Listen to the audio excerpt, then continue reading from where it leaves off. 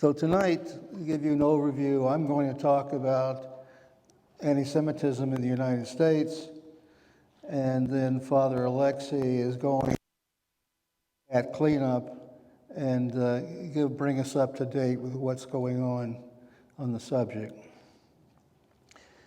In 1654, 23 Jews arrived in New Amsterdam, escaping the fall of Dutch Brazil and seeking asylum in Manhattan. Governor Peter Stuyvesant refused, saying Jews were a deceitful race that would infect the colony if he didn't stop them. He barred them from buying land for important reasons and refused, let me see if I can do better this way, and refused for them to take part in the standing guard, the citizen militia. He said the aversion and disaffection of this militia to be members of the aforesaid Jewish nation, if they don't like, consent is hereby given for them to depart whenever and wherever it may please them. Well, the Jewish leaders knew their rights under Dutch law, so they went back and sent correspondence to Amsterdam. In Amsterdam, the Dutch government told Stuyvesant to back off. There was a Dutch law that said each person shall remain free in his religion. He further pointed out that there were several wealthy Jews who owned pieces of the Dutch investment company that controlled that place. This brings out an interesting point that we need to discuss. Peter Stuyvesant made comments about the Jewish race, and the Dutch law said that religion is permitted. So we have two things. We have race, we have religion. Jews are not easy to classify because there's some of each in there, and really it's more of a culture than anything else. You become a Jew because your mother is a Jew, or if you convert. So it's a matter of birth. But there are certain things about Jews that are different. Its culture probably fits better than anything else. When you consider Jews of European origin, one does not go to a Catholic restaurant or enjoy Methodist music or do a Presbyterian dance or speak the Baptist language. Yet there are Jewish restaurants, Jewish music, Jewish dance, and even a Jewish language.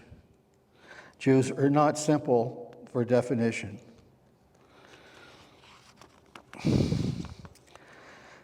After the American Revolution, most of the colonies changed their constitution to make all citizens equal while ignoring the evils of slavery. Keep in mind, a number of the colonies had been founded in the name of religious freedom. In Virginia, only professing Protestants could publicly hold public office, and all residents were required to contribute to the upkeep of the church. Madison and Jefferson led the fight to liberalize the Virginia Constitution against the stand led by Patrick Henry, and finally won when the Religious Freedom Act was passed in 1785. North Carolina Constitution enfranchised only Protestants to restrict Roman Catholics, yet a Catholic was elected governor in 1781. In 1808, an attempt was made to remove a Jew who had been elected the General Assembly, but it failed. The law was ultimately left on the books until it was repealed in 1868. Maryland was the last colony to remove restrictions in 1828, having required everyone serving in public office be of the Christian faith. At the time of the American Revolution, there were about 2,500 Jews living primarily in the port cities, principally engaged in trade. The Toro Synagogue was built in 1763 in Newport, Rhode Island.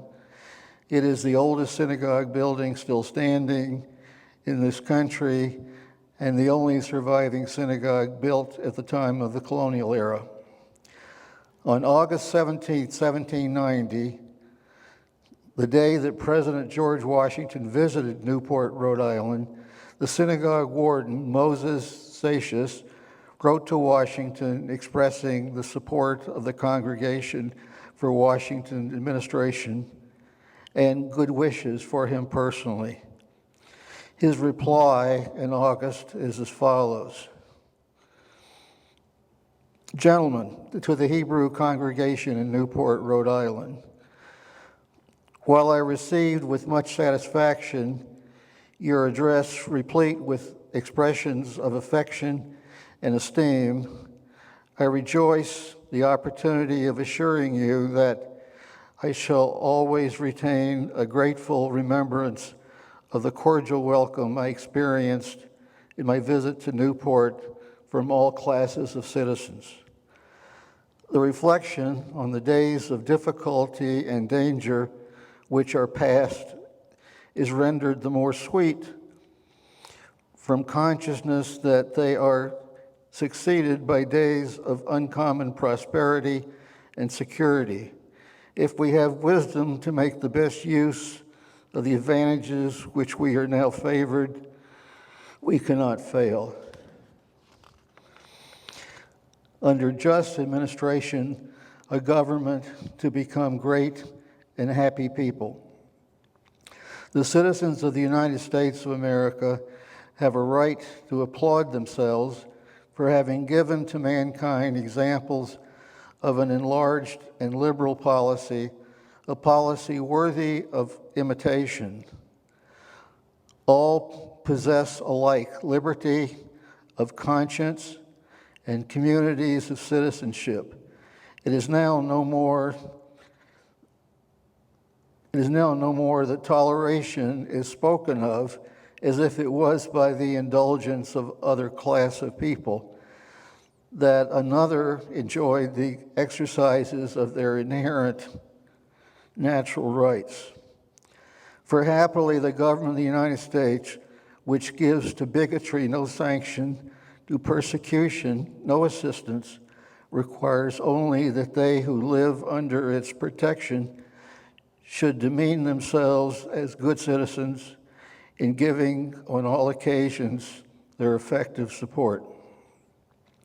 It would be inconsistent with the frankness of my character not to avow that I am pleased with your favorable opinion of my administration and fervently wish my felicity. May children of the stock of Abraham who dwell in this land continue to merit and enjoy the goodwill of the other inhabitants, while every shall sit in safety under his own vine and fig tree, and there shall be none to make him afraid. May the Father of all mercies scatter light and not darkness in our paths, and make us all in our several vocations useful, and in his own due time and way, everlastingly happy. George Washington. This letter is read every year on the anniversary by the congregation at Toro. I wish it were read by more people, and that is deserved of better. I'm going to skip to the Civil War. I'm going to read something which is called General Order Number 11. It was issued by the headquarters of the 13th Army Corps Department of the Tennessee, Oxford, Mississippi, December 17, 1862. 1. The Jews as a class, violating every regulation of trade established by the Treasury Department and also department orders, are hereby expelled from the department. That was Kentucky, Tennessee, and Mississippi. 2. Within 24 hours from the receipt of this order by post commanders, they will see that all of this class of people be furnished passes and required to leave, and anyone returning after such notification will be arrested and held in confinement until an opportunity occurs of sending them as prisoners. 3, no permits will be given these people to visit headquarters. The purpose of making persons application for trade permits by order of Major General U.S. Grant, signed by A. Rawlings. Grant was trying to control cotton smuggling, and there were certain Jews who were cotton merchants who were involved in doing this. Of course, the letter is extremely poorly written because all he wants to do is stop the smuggling. And I'm going to read to you the response from Abraham Lincoln, which is clever. On January 4th, 1863, the following was issued, I'm quoting, "A paper purporting to be General Order Number 11, issued by you December 17th, has been presented here. By its terms, it expels all Jews from your department. If such an order has been issued, it will be immediately revoked." Grant never showed signs of anti-Semitism. He chose very poor words, and who knows what was in his mind. As an example, when Grant was president and a new synagogue was built in Washington, he required that every member of his cabinet attend the opening ceremony. But General Order Number 11 is in history, expelling Jews from Kentucky, Mississippi, and Tennessee. Between 1903 and 1905, more than 3,000 anti-Semitic publications were issued in Russia alone. One of these was the Protocols of the Elders of Zion, something written by the Russian secret police claiming to be minutes of a meeting in which Jews were plotting to take over the world.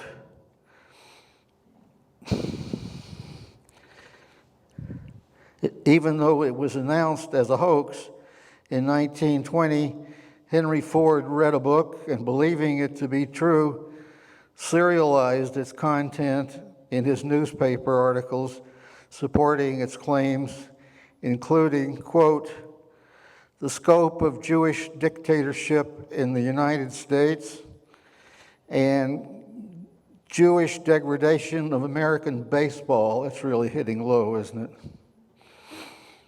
And "the international Jew, the world's foremost problem."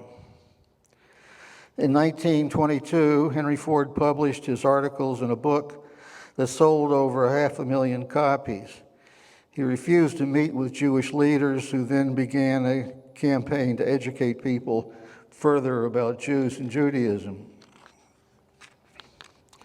President Woodrow Wilson and former President William Howard Taft, with 119 prominent Americans in January 1921, stated, "We believe it should not be left to men and women of the Jewish faith to fight this evil, but that it is in a very special sense, the duty of citizens who are not Jews of ancestry or faith." Ford next accused Aaron Shapiro, a Jewish attorney defending the National Council of Farmers Cooperative of leading a Jewish conspiracy to control the world's food supply. He was sued for libel and slander. When it went to trial and it became clear that Henry Ford had nothing to back up his claims, he withdrew his charge. My father's generation refused to buy a Ford. Father Charles Conklin, an anti-Semitic Detroit Catholic priest, acknowledged his debt to Henry Ford. His 1930s radio show reached over 3 million homes, and his newspaper with 1 million circulation published the Protocols of the Elders of Zion and continued to claim the story was real and ongoing. These kind of rumors about a group of powerful people scheming to control the world's financial system seem to change name, but they always seem to be here. I can remember recently there was something called the Trilateral Commission. I don't know what that is, but they were blamed for trying to control the world. The mood of this country was expressed by President Calvin Coolidge in 1927 during the debate over immigration quotas. Quoting Coolidge, "Restricted immigration is not an offensive but purely a defensive action. We must remember that every object of our institutions of society and government will fall unless America be kept American." We've all heard that speech before, haven't we? Today we appreciate there are multiple American cultures, and Americans look like any other human. During the 1930s and 1940s, right-wing demagogues linked the Great Depression of the 1930s, the New Deal, President Franklin Roosevelt, and the threat of war in Europe to the machinations of an imagined international Jewish conspiracy that was both communist and capitalist. Get that one straight, both communist and capitalist. Hard to do both, isn't it?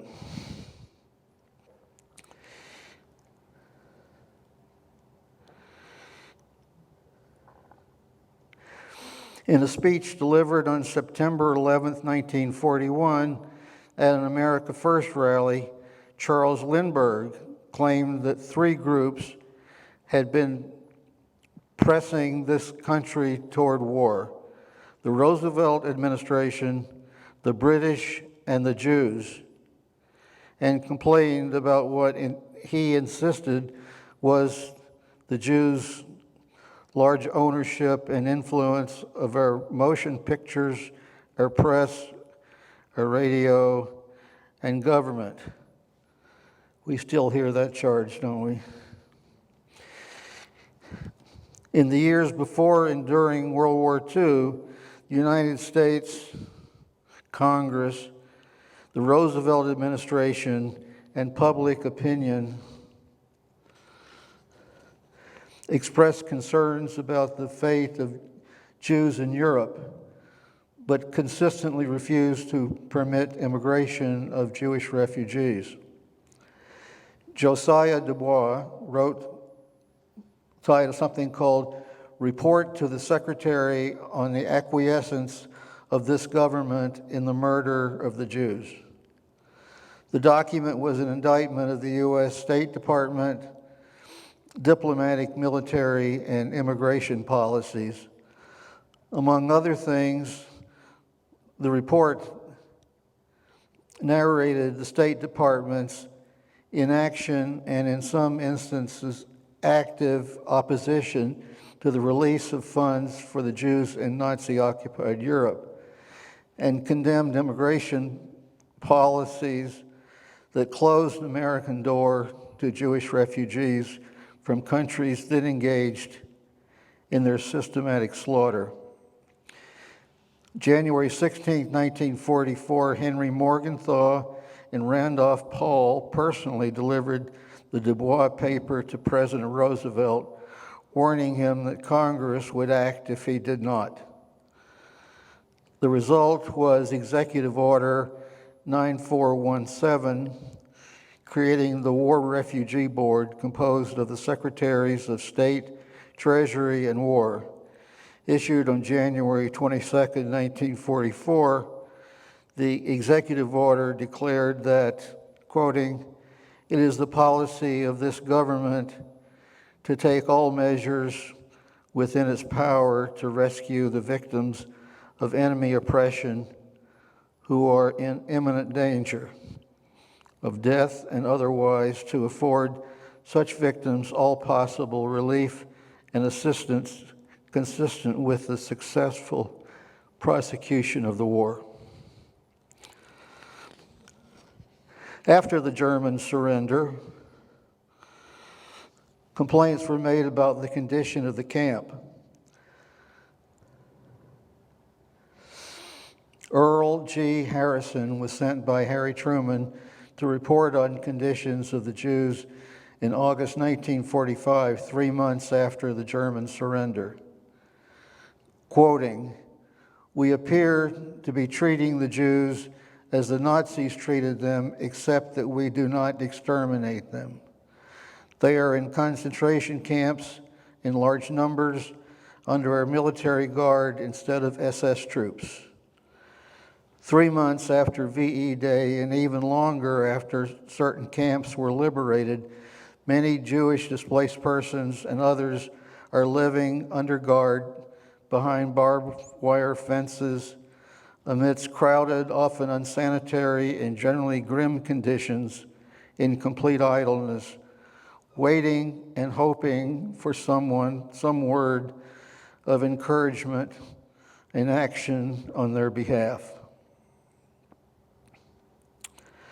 Another quote from that time,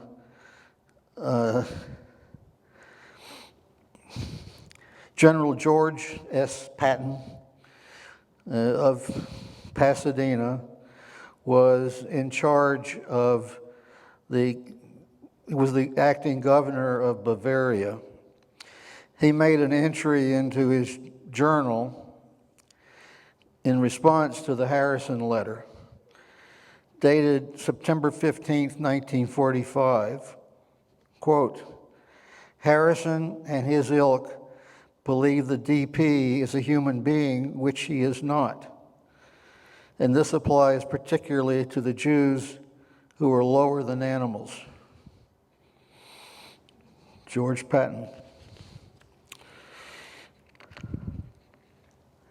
There was a thing called covenants that existed. A covenant was basically something when there was a great deal of open land and the land was being laid out for business, for residents, for whatever it was, there were covenants regarding who could buy that land, under what conditions. They were euphemistically called real estate covenants, or CC&R, covenants, conventions, and restrictions that were written to land sale contracts. Some were reasonable, separating industrial use from residential use, limiting billboard advertising, or preserving land for public use. Racist restrictions use various words to limit neighborhood land and home sales to Caucasians, which is the term chosen to exclude blacks, Asians, and Hispanics, and extended to include Jews, though Jews of Eastern Europe, European descent, were as much Caucasian as anybody else from Europe. Covenants existed along Sunset Boulevard in Wilshire, around the Riviera Country Club, and were invoked in Palos Verdes estates. Such covenants forbade an owner to sell, rent, or house to anyone who wasn't Caucasian, and to not permit blacks on their property, with the exception of chauffeurs, gardeners, and domestic servants during daylight hours. This sundown rule was strictly enforced, and it wasn't repealed until 1948, when restrictions because of race were declared unconstitutional. Yet it took 20 more years until the Fair Housing Act was passed in 1968 for the reality of civil rights protections to take hold. A few examples. Palos Verdes estates covenants forbade an owner to sell or rent a house to anyone not of the white or Caucasian race, or to permit blacks on their property, with the exception of chauffeurs, gardeners, and domestic servants.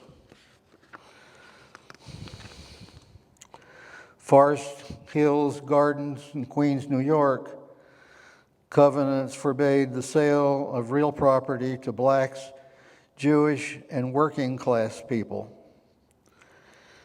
Jackson Heights, Queens, New York, covenants employed to restrict occupancy to white, non-immigrant Protestants. Upper Arlington, Ohio, covenants forbade the sale of real property to blacks or Jews, but allowed for colored servants to reside in the homes in which they served.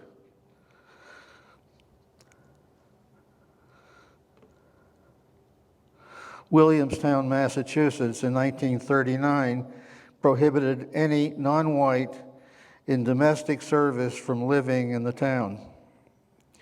Kansas City, including both the Country Club and Johnson County areas, restricted covenants used to exclude blacks and Semitic persons.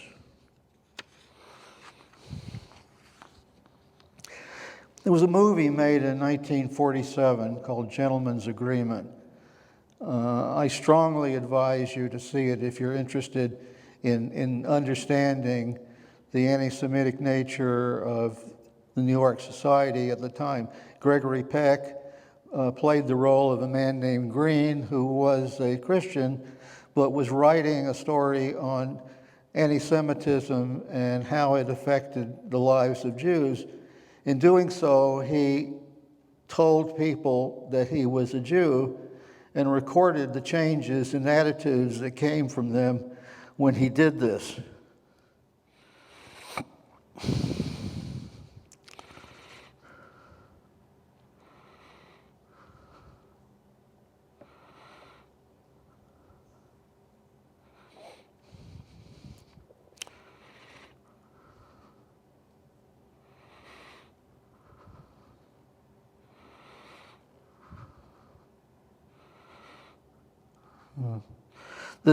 I can't find my note, but this movie is held in special place by the Library of Congress as an example of the problems of anti-Semitism of the time.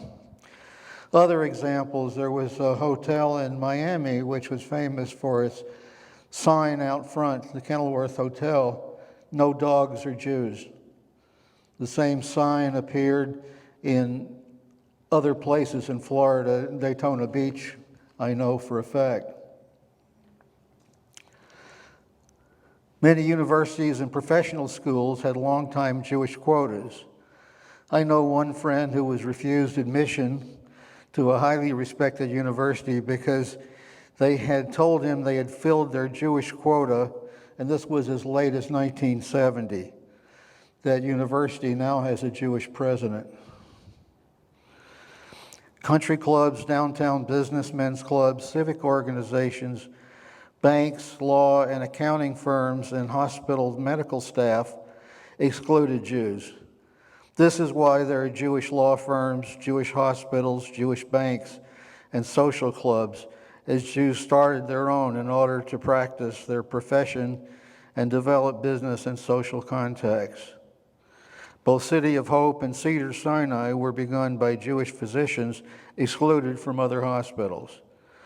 New Orleans was famous in the South, where I grew up, because the Crews, K-R-E-W-E-S, which are the organizations that put on Mardi Gras parades, refused to admit Jews So the Jews were excluded from the Mardi Gras, and the Jews of New Orleans spent their energy building up the hospitals.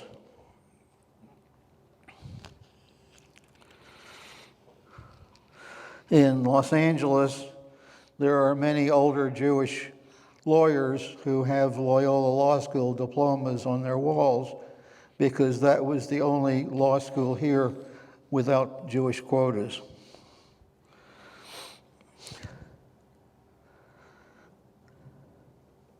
I want to talk about Israel. I support Israel because from its beginning, it has been and remains a refuge for Jews to live in safety as Jews when no other country permitted them to do so. The Jewish survivors of the Holocaust could not return to their pre-war countries and were not welcome anywhere else except Israel. 1,326,666 Russian Jews immigrated to Israel around 1990 so they could live as Jews. 94,733 Ethiopian Jews were flown to Israel in 1984 in Operation Moses from Sudan, where they had crossed the border to escape Ethiopian persecution. Before the creation of Israel in 1948, there were 850,000 Jews who were living in the Muslim countries in North Africa and the Middle East. Today, there are less than 2,000.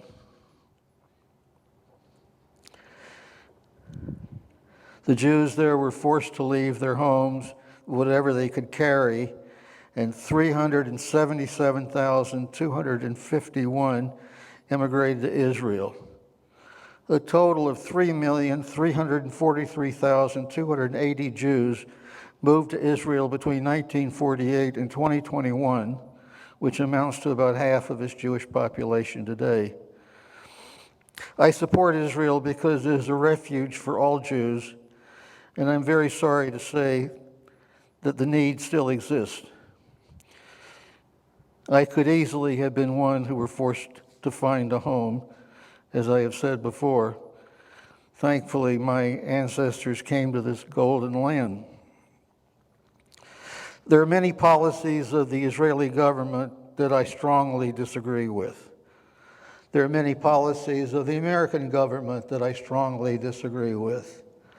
There are many policies of other major democracies, Britain, Germany, France, Japan, Canada, Australia, that I strongly disagree with.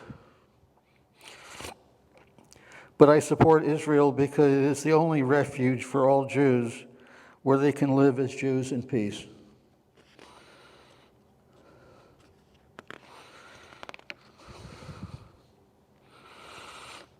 I'm going to read to you two polls.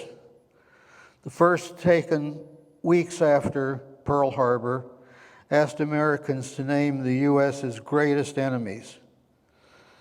Japan, responded, 25% said Japan, 18% said Germany, 15% said Jews. A later poll in June 1944 asking the greatest threat to the U.S.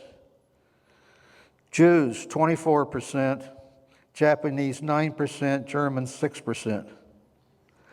The war is nearing its end. The war was caused by the aggression of Germany and Japan, yet polls show Americans felt Jews were a greater threat to this country than those who actually attacked it. I bring this out to show anti-Semitism is deeply embedded in some, and that there is absolutely no logic to its hatred. Today in this country, violence against Jews happens, but not often, yet the history of anti-Semitism is a wound that all Jews bear, and fear that it can happen again is real to us all. Let me ask a question of you Christians present. How many of your annual church budgets, how much of your annual church budgets are devoted to security? Is security even on your operating budget? Well, today, security is a major expense to every synagogue and is an item in every annual budget, along with salaries, utilities, education, maintenance, etc. Yes, we are paranoid, but with good reason, and the cost to defend against anti-Semitism manifests itself in many ways. Where is anti-Semitism today? Times have changed so that people who are anti-Semites do not speak out like Henry Ford, Father Conklin, and Charles Lindbergh did, but act in more subtle ways. Today, public anti-Semitism in this country comes principally from two groups of people. The far right, the white supremacists, who learned their anti-Semitism from their parents and teach hatred of Jews to their children. And secondly, the people who express their policy differences with the Israeli government by taking it out on American Jews who are not Israeli citizens and have no say in Israeli politics and government actions. Anti-Semitism is devoid of logic. How can Jews be guilty of trying to control world finance and at the same time blamed for trying to destroy world order? How can Jews be dangerous from both the left and the right? I've tried to make you realize anti-Semitism, the world's longest hatred, is directed against Jews solely because they are Jews. Think about the action of the anti-Semite, condemning people they have never met, condemning people for whom they have no idea of what they say or think, condemning people they have no concern of whether they are good or bad, only that they are Jews. Whenever a physical or verbal attack is made against any Jew, I know it could be me. All Jews understand this. The Hebrew word for peace, shalom, is very important to Jews. The traditional greeting of one Jew to another is shalom aleichem, peace unto you, and the reply is aleichem shalom, unto you peace. Prayers to God for peace are part of every Jewish religious service. Every Friday night Shabbat service includes the song entitled Shalom Aleichem. I've tried to show you why this prayer for peace has an essential place in the hearts of Jews. We just want to live our lives in peace. Today we all speak with a sense of political correctness, as the press and public figures know not to repeat the past accusations against Jews that made anti-Semitism a common part of American and European life. One has to wonder whether people have changed in their hearts over the last 75 years from the anti-Semitism of 2,000 years, or simply know not to speak the world's longest hatred any longer in the 21st century as were common in previous centuries. Thank you all for listening, and thank you for being here.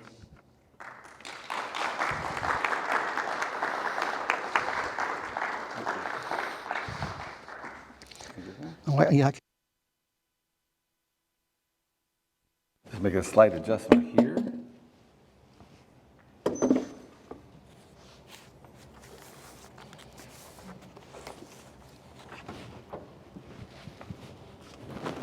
Thank you, Bob.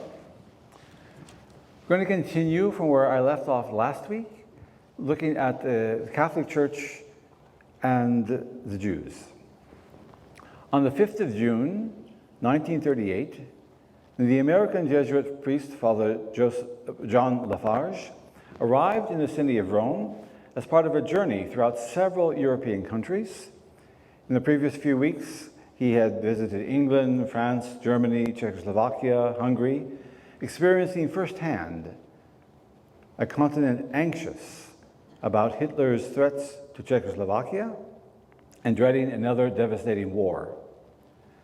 To Father Lafarge's great surprise, just over 2 weeks after he had arrived in Rome, he found himself being ushered into a private audience with Pope Pius XI after having received a totally unexpected invitation from His Holiness to a private discussion on an undisclosed topic.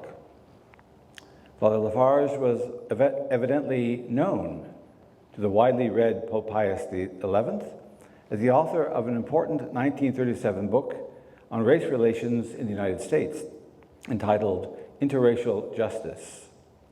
Father Lafarge insisted that all human beings, made in the image of a common creator, equally enjoyed natural rights. He argued on the basis of contemporary scientific research that the notion of race, the most devastating propaganda weapon in the Nazi arsenal, was, and I quote now, after all, an artificial concept. This concept cannot serve as a practical basis for any type of human relation whatsoever. And during their conversation, Pope Pius XI revealed his grave concern over Nazi racist rhetoric and policies. He decided to issue a condemnatory papal letter, which we term an encyclical, and he wanted Father Lafarge to work with a small team to prepare a draft of that text. The drafters were to write under the conditions of extreme secrecy because of the volatile situation in Europe at the time. Over that summer, Father Lafarge and two Jesuit colleagues, a Frenchman and a German, labored in Paris on the draft of this encyclical to be entitled The Unity of the Human Race. In September 1938, the draft was submitted to the Vatican officials for the Pope's consideration. The draft began with a vigorous assertion of the equality of all human beings and rejected discrimination against groups of people on the basis of racist ideologies. However, when the text turned to the subject of anti-Semitism, other theological principles became operative. Many of those theological obstacles we discussed last week. For example, while rebuking circumstances in which millions of Jewish persons are deprived of the most elementary rights and privileges of citizens, the draft document declared that there is an, I quote now, authentic basis of the social separation of the Jews from the rest of humanity. This, quote unquote, authentic reason for discrimination was not for racial, but rather for religious purposes. I quote, "The Savior was rejected by that people, violently repudiated, and condemned as a criminal by the highest tribunals of the Jewish nation. However, the very act by which the Jewish people put to death their Savior and King was the salvation of the world." Here's the charge of deicide again that we discussed last week. Having asserted that the Jewish nation bore a collective responsibility for the death of Jesus, the draft claimed that Jews were doomed to, again quoting, perpetually wander over the face of the earth. They were never allowed to perish, but have been preserved through the ages into our own time. This is the idea of the wandering Jew that we discussed last week, stemming all from the teachings of Augustine of Hippo. It opined that there existed an historic enmity of the Jewish people to Christianity, creating a perpetual tension between Jew and Gentile. Therefore, the document insisted, the Church has constantly had to be on guard against the spiritual dangers to which contact with the Jews can expose our souls. This danger, not diminished in time, was the authentic basis of the social separation of Jews from the rest of humanity. In the months after the submission of this draft document, the situation in Europe certainly deteriorated precipitously. In late September the Munich Agreement began, and everything was downhill from there. The document, the encyclical, was never issued because Pope Pius XI's health rapidly deteriorated, and he died before issuing such a document, even if he had included those texts from Father Lafarge. Pius XI was succeeded by Cardinal Eugenio Pacelli, who took the title of Pius XII. Pius XII was not an uncontroversial figure, but not always. At his death in 1958, no less a personage than Golda Meir, then foreign minister for the State of Israel, sent a very eloquent message to the world regarding the death of Pius XII. And I quote that message: "We share in the grief of humanity over the death of the Pope. When fearful martyrdom came to our people in the decade of the Nazi terror, the voice of the Pope was raised for its victims. The life of our times was enriched by a voice speaking out about a great moral truth above the tumult of daily conflict. We mourn a great servant of peace." Now that attitude towards Pope Pius XII changed dramatically in about 1963, when the rather controversial drama The Deputy, a Christian Tragedy, as a play, became manifest. Demands were made of the Catholic Church to open its archives so that people could see what Pope Pius XII did or did not do during that whole era. From 1965 to 1981, the Vatican published some 11 volumes of documents from the World War II era. Jewish historians and activists wished to see more documents. There was a great deal of pressure upon the Vatican to release those documents. When Pope Francis was elected, he indicated that he would have no objection to opening the archives for anyone to search the archives, which he did in March of 2020. But unfortunately then what happened? COVID came along and caused the Vatican Library to close shortly thereafter. It's my hope that those documents will be available in the very near future so that everyone can search to their satisfaction to see what culpability Pius XII had or did not have in the Holocaust. It's very difficult, of course, to judge a person's actions many, many years later.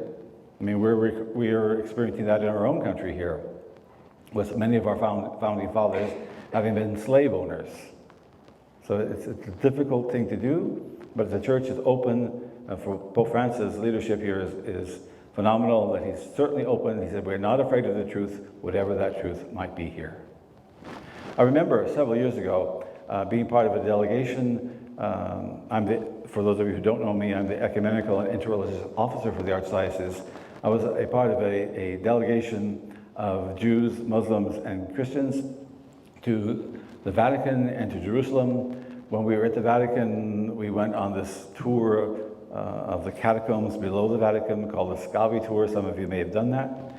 The tour ends up, you come up from the catacombs and you're in the vicinity of what is reported to be the tomb of Peter.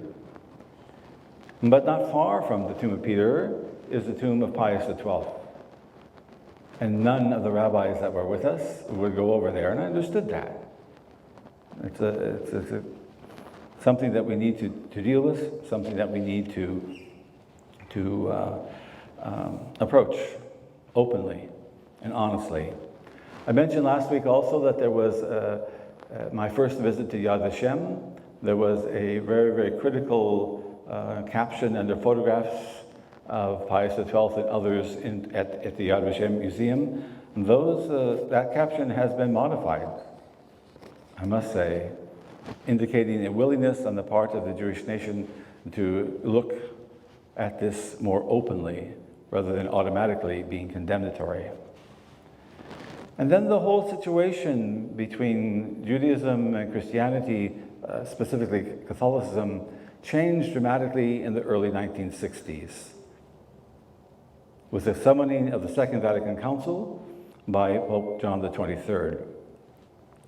Of the Second Vatican Council's 16 major promulgated documents, by far the shortest is the Declaration on the Relation of the Church to Non-Christian Religions, also known by its first words of the Latin text, Nostra Aetate, promulgated by His Holiness Pope Paul VI on the 28th of October, 1965. This was after a long debate in which the bishops of the Catholic Church talk about leaks and security leaks and all this other stuff. These discussions were not totally private. They were probably out in the forefront of everyone. But the document passed by a vote of 2,221 yes votes to only 88 no votes, which I think is quite significant. Nostra Aetate stands by itself as a revolutionary document for the Catholic Church, completely reorienting centuries of Catholic teaching regarding non-Christian religions, specifically with the Jews. Let me give you a brief background to how this document was generated. John the 23rd, before becoming Pope, known as Angelo Roncalli, was at one time papal nuncio or ambassador to Turkey during the Second World War. And as such, he helped to facilitate the migration of many Jews from Eastern Europe through Turkey to what was then known as the British Mandate of Palestine. So he's very familiar with the Jews. And then he's elected Pope. And in mid-June of 1960, the Pope, John the 23rd, has a half-hour conversation with a man by the name of Jules Isaac. Jules Isaac was an 81-year-old French Jew whose impressive credentials, including government positions and scholarship in history and education, was also the principal founder of a small group of what he termed Christian and Jewish Friends in Paris, which was a study group where Christians and Jews would come together to learn about each other from each other. In Jules Isaac's unedited memoirs of his half-hour conversation with Pope John the 23rd, he summarized a memorandum which he had brought to the Pope, which noted that, and I quote, "The teaching of contempt for the Jews is in essence anti-Christian and should be purified by being biblically Christian." What did he mean by that? Jesus was Jewish. How can the teachings of the church be anti-Jewish then, if Jesus himself was Jewish? Pope John then asked a cardinal by the name of Augustin Bea to look into this and to form write a preparatory document dealing with the Jewish question. What was the Jewish question? The Jewish question was, what had the Catholic Church contributed, if anything, towards the Holocaust and the horrors of anti-Semitism? But more importantly, what were we going to do about it since then?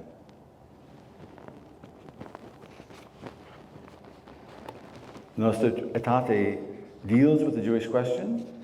It's expanded then to other non-Christian religions, but the core of the document, section 4, deals specifically with the Jews. Let me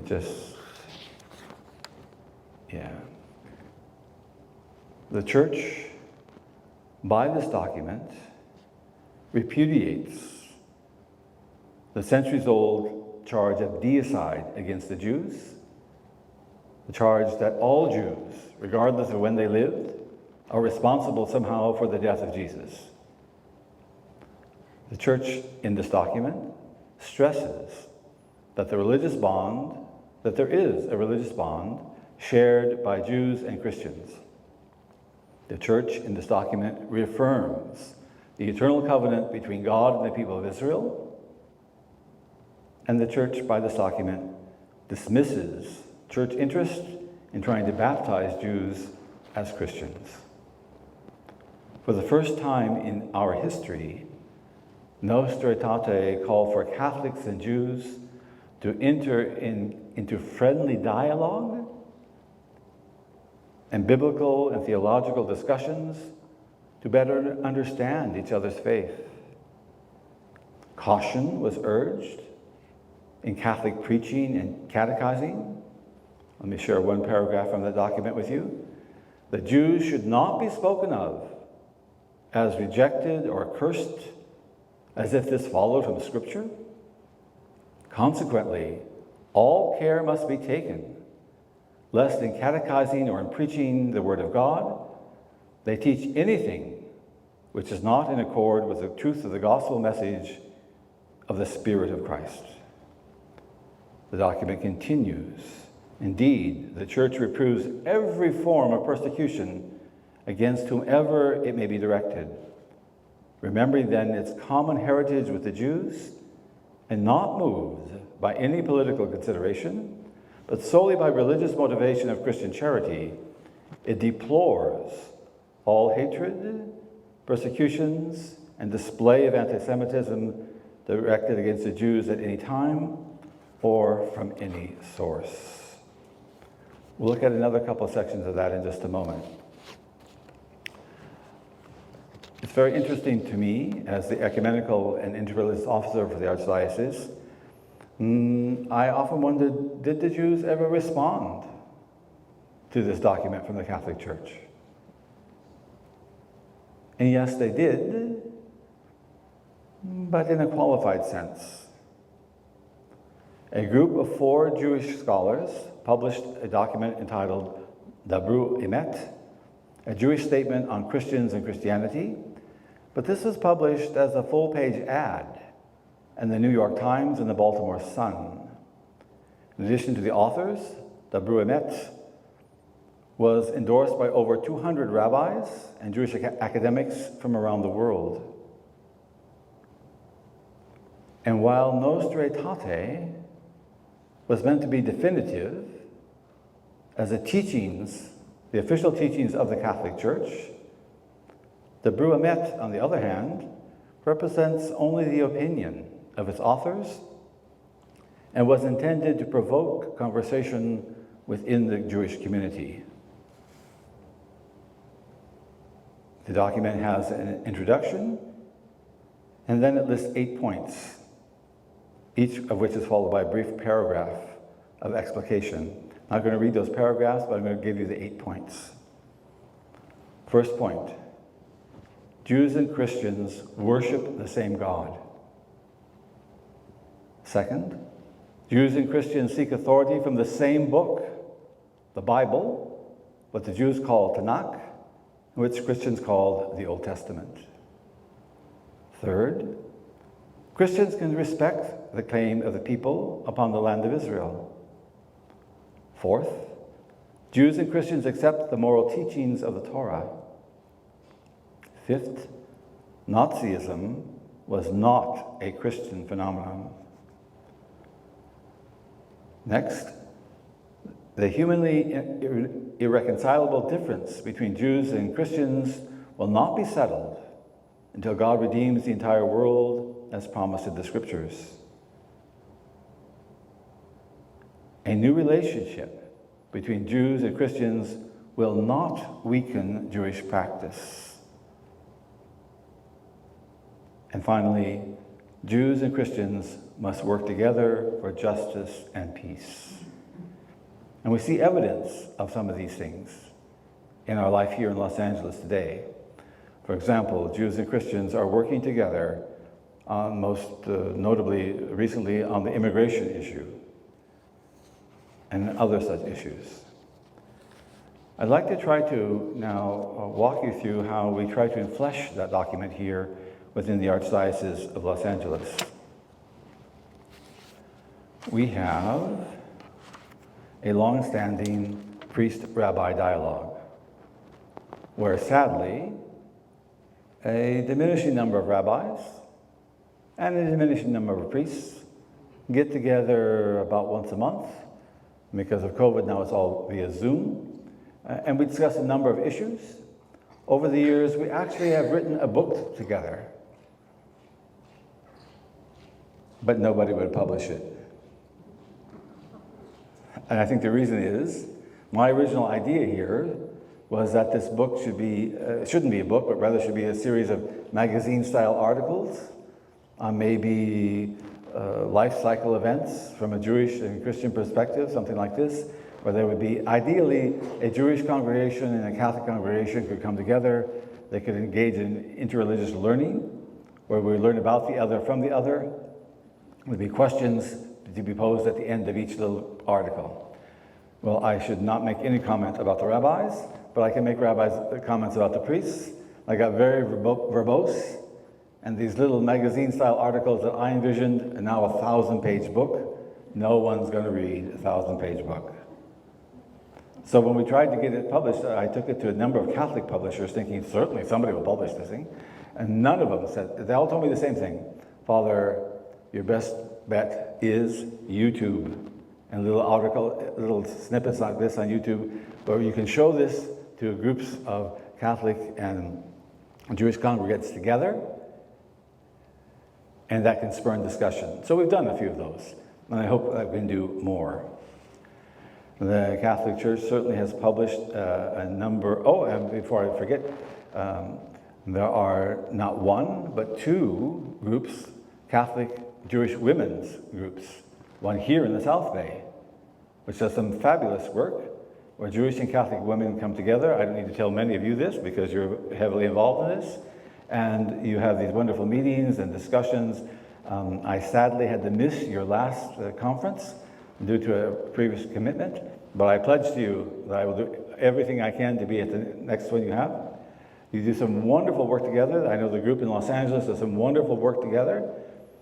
They meet every month via Zoom right now, and they have sharing, they look at scriptural texts, they look at writings from different authors. But the best thing that's happened there, and I think that's what's happening here in the South Bay, is that Catholic and Jewish women have become friends. They have become friends, and they stand with each other. And that's very important today, a very important witness to our world today. We also partner with the ADL. We have a program called Bearing Fruit, where Rabbi Elliot Dorff and myself will take usually an entire faculty, sometimes the faculty and administrative staff of a specific Catholic high school, and we will immerse them in Holocaust studies. And we'll look at some of those texts I shared with you last week from some of the church fathers, and we'll equip them with the help of the ADL, to combat any anti-Semitic thoughts that they might detect in their students in their classrooms. It's a wonderful program. With the American Jewish Committee, we also have partnered over the years in a number of projects. For a while, the American Jewish Committee actually funded a rabbi to present what I term Judaism 101 in several of our Catholic high schools. I myself would drop in at some of these courses sometimes just to see what the rabbi was saying. It was fascinating to watch these kids interact with him. He would bring the Torah scroll, and he would unroll the Torah scroll. These kids had never seen such a thing before, and they were fascinated by it. And they would ask some pretty juvenile questions. You don't have Christmas? When do you get gifts? And of course the rabbi said, well, we have Hanukkah, so, but it shows their interest, and they were trying to make contrasts and comparisons. Sadly, the American Jewish Committee had to discontinue that because of some financial resources and other commitments. But I'm going to be honest with you here. If we were approached about pardon the Christian term here, resurrecting that concept, I would be looking for some reciprocity.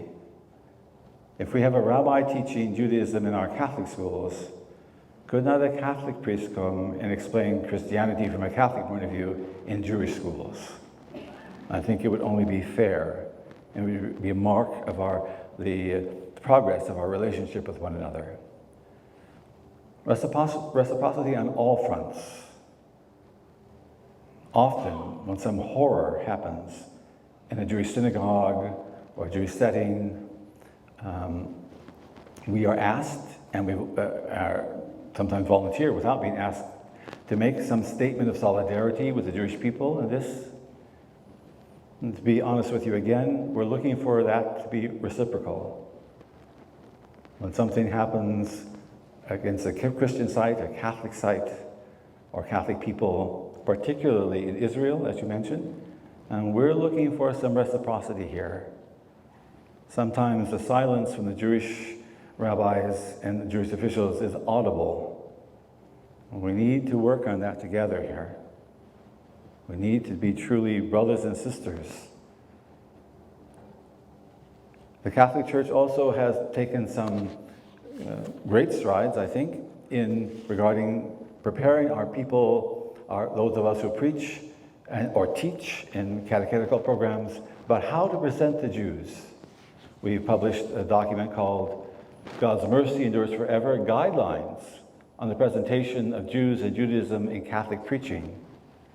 You know, in Los Angeles, in the Archdiocese here, it's a blessing to us that we have a number of externs, of priests coming from other parts of the world to assist in our parishes. But sadly, many of these priests have no lived experience with the Jews. And so they haven't been exposed to some of the things that we confront here and that we are trying to work together on here. So it's a constant effort to combat any thoughts or presentations of things that might seem anti-Semitic, of which they may not even be aware. I don't know, Misty, whether you have, we've just completed the Lenten period and Easter. Do you have the live Stations of the Cross here? Stations of the Cross acted out? Some parishes have this. Some of them, we have to be very cautious here about how we depict the Jews in passion presentations. The movie that the Passion of the Christ a few years ago, prime example of this. We have to be very cautious here. And perhaps the greatest passion play, the Oberammergau passion play in Germany over the years, even up until relatively recently, didn't reflect Catholic teaching where we are now in our relationship with the Jews. But I just received this article from the American Jewish Committee, dated May the 9th, 2022, actually lauding the Oberammergau people for making some notable changes in the way in which they present Jews and their responsibility or lack of responsibility for the killing of Christ. Interesting also, in last week, or maybe 2 weeks ago now, in L'Osservatore Romano, which is the Vatican's official newspaper, there was an article about the Church of England apologizing for anti-Jewish laws which were passed there 800 years ago. 800 years ago, but they're apologizing for them. So I think progress is being made here. Progress is definitely being made. You know, John Paul II, many years ago now, on his visit to Poland, to the ghetto in Warsaw, made that wonderful statement that he thought that Jews and Christians should be a blessing to one another. There was at one time an exhibit on that statement, wonderful photographs and artifacts from the ghetto in Poland and such. I was approached by the creator of that exhibit to bring that exhibit here to Los Angeles, but I was told that I have to raise $1 million to do so. I'm not a fundraiser, And I said, thank you, but I'm sad. They say, no, thank you. And then a few months later, the Skirball Museum contacted me and said, we've heard about this exhibit. Would you be willing to help us with this? I said, well, I'm not willing to raise $1 million if that's what you're looking for, but I'm willing to help you. They said, don't worry about the money. We'll raise the $1 million. We'll have it here at the Skirball, but we want you to help us promote it. And I said, I'd be happy to. Do you know that this Catholic guy became an honorary docent at the Skirball? I instructed the docents there about John Paul II and his relationship with the Jews. I gave innumerable tours there. I have a lifetime membership as a docent at the Skirball Institute. But perhaps the greatest honor ever paid me, at least so far in my career as ecumenical and interreligious officer, is that I've been asked to speak at the funeral of 3 rabbis. That would not have happened. That would not have happened without the document Nostra Aetate. That would not have happened without the growing fraternal relationship that we have with the Jewish community here. And I'm hoping that we continue to fight anti-Semitism together, that we can stand together truly as brothers and sisters in God. Thank you for having me.